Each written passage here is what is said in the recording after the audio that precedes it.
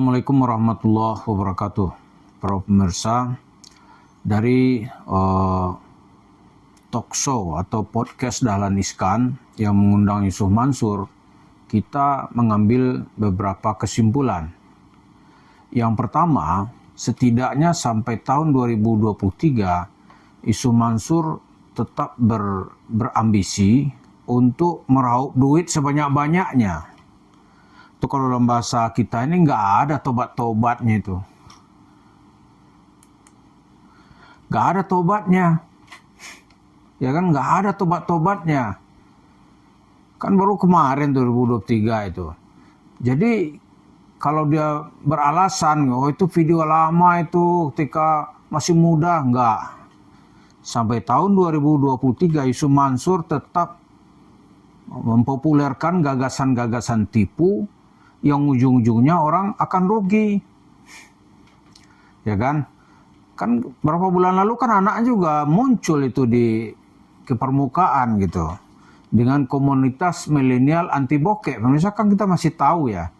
Sama aja itu.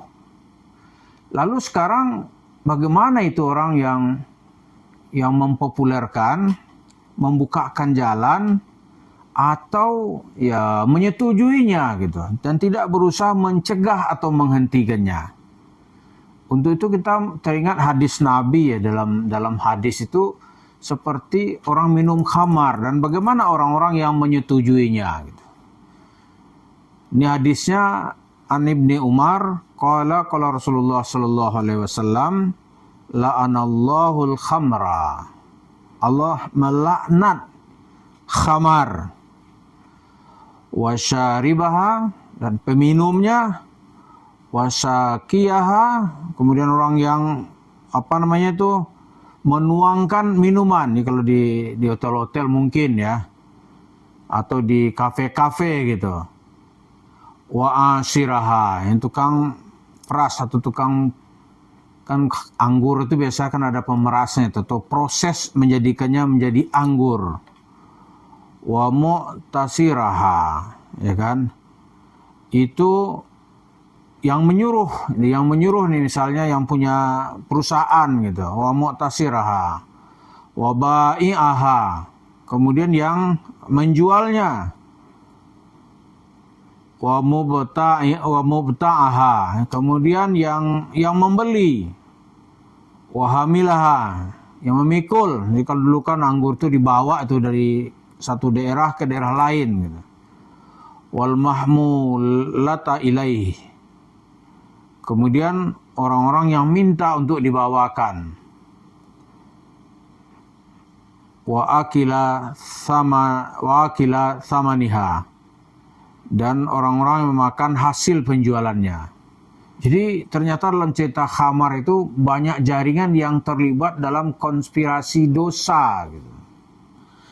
Ya, kemudian dalam cerita Yusuf Mansur ini kan ada orang yang berkonspirasi. Mungkin dia tidak menikmati langsung, tapi dia menyetujui perbuatan batil yang dilakukan oleh Yusuf Mansur. Itu hukumnya gimana? Sama, dia kebagian dosa gitu.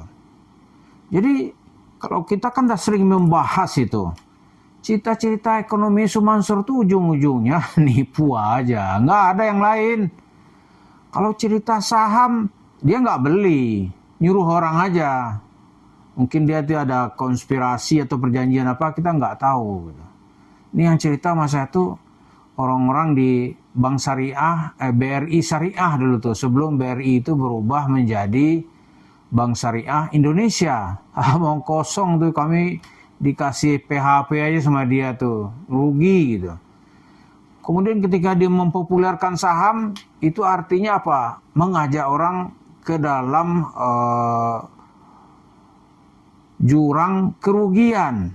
Dia orang yang ikut tuh pasti berlomba-lomba itu untuk sebuah kerugian. Karena dia tawarkan saham Garuda gitu. Taunya Garuda itu ya mungkin sekarang tuh dari bawah 50 harganya. Dulu ketika Yusuf Mansur itu masih 300. Gitu dia.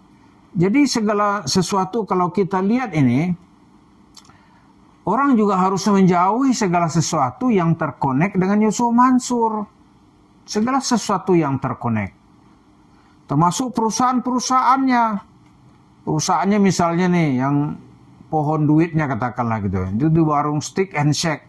Kalau berdasarkan hadis tadi itu juga harus dijauhi. Kenapa? Karena itu satu mata rantai atau mata rantai jaringan yang membuat orang nanti menjadi menyesal gitu. Ya kan? Atau mata rantai yang membuat orang nanti menjadi rugi. Jadi dari satu mata rantai ke mata rantai lain itu saling terkait. Saling terkait. Karena itu yang terbaik itulah menjauhi Yusuf Mansur dan segala usaha yang dia tawarkan. Doa yang nggak usah dipercayai kalau menurut saya ya. Doanya doa apa? Paling cerita menyusun kata-kata dan ujung-ujungnya duit. Ujung-ujungnya nanti bisa menipu orang gitu kan. Misalnya nih nggak ada kasus karena soal volume itu dibanding orang per orang kecil, jadi orang malas gitu. Misalnya yang terakhir itu di komunitas milenial anti bokeh. Itu membernya ternyata sampai 90.000 orang. Per orang dikenain dicas lah gitu ya, 100.000. Maka dia mendapatkan uang dengan enak tuh 9 miliar. Situasi sekarang nih uang 9 miliar. Bukan anti bokeh, malah tambah bokeh orang. Tambah bokeh. Nah ini fakta. Jadi padahalan ya kalau permohonan kita ya nggak usah lah orang-orang bermasalah dipopulerkan. Dia nggak pengusaha real seperti yang dilihat oleh banyak orang. Iya kan? Kalau ini diteruskan ya hukum karma itu berlaku. Orang-orang yang membantu sebuah kejahatan, oh nanti ada ganjarannya. Di dunia dan di akhirat. Di dunia dikasih oleh Allah. Ya kalau nggak tobat di akhirat dikasih lagi masuk neraka gitu. Iya kan? Nah Yusuf Mansur perusahaan apa yang murni yang dia bangun? Tidak ada, ujung-ujungnya pasti berakhir kepada kasus hukum. Terakhir misalnya nih, yang dia bangga-banggain itu, yang katanya dia sanggup mengelola uang puluhan triliun. Mana? Di Paytrend misalnya, ngutang janji anak buahnya yang cuma ratusan juta dia nggak mau bayar. Bersengketanya 1 miliar 2 miliar nggak mau dia bayar. Iya kan? Dia lebih memilih dia dihantam dan dikutuk orang tiap hari daripada dia keluar duit. Itu fakta loh. Dia lebih baik dikutuk setiap hari gitu. Dicaci maki di mana-mana daripada dia bayar. Dengan Zaini Mustafa itu kan dinantikan karena ada PK ya. Tapi kalau kasus pertama itu saya yakin itu dia keluar duit banyak itu Yusuf Mansur. Buktinya apa? Dia berantem sama pengacaranya. Kok kasus muncul lagi gitu. Iya kan? Nah sekarang kalau Bapak Ibu semua yang pernah berurusan dengan lawyer gitu. Mana ada lawyer yang nggak ada biaya?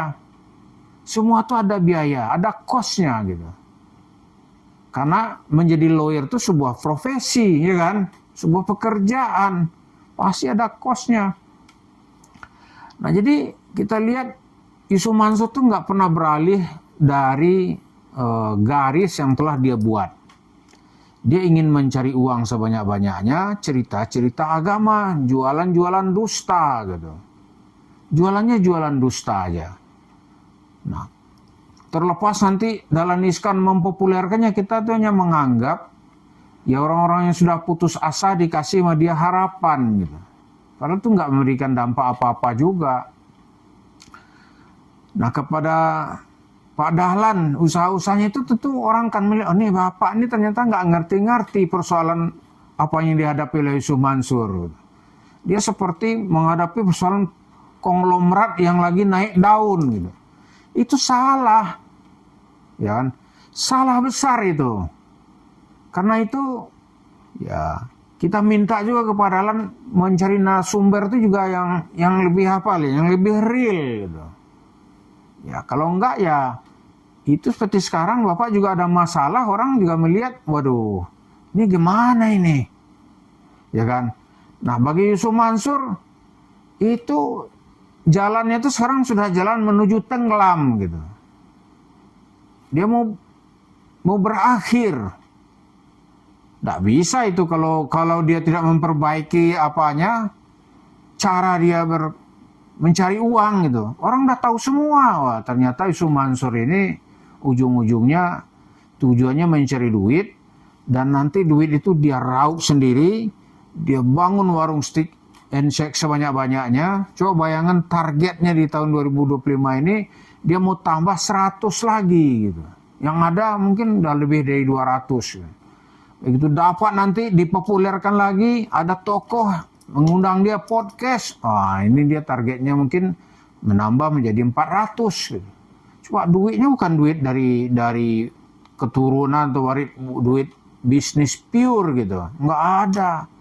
Bisnis murni ya nggak ada itu. Tapi duit dapat dari berbagai macam sumber yang tidak bisa dihitung dengan hitungan ekonomi. Itulah Yusuf Mansur. Karena itu sekarang pada masyarakat ya terus ditingkatkan kehati-hatiannya. Terus berjuang melawan kebatilan gitu. Walaupun dengan tidak mendatangi warung yang dikenal dengan punya Yusuf Mansur, karena di situ adalah sumber keuangan dan pohon duitnya untuk memulai aksi-aksi yang lain. Itulah warung steak and shake. Terima kasih. Assalamualaikum warahmatullahi wabarakatuh.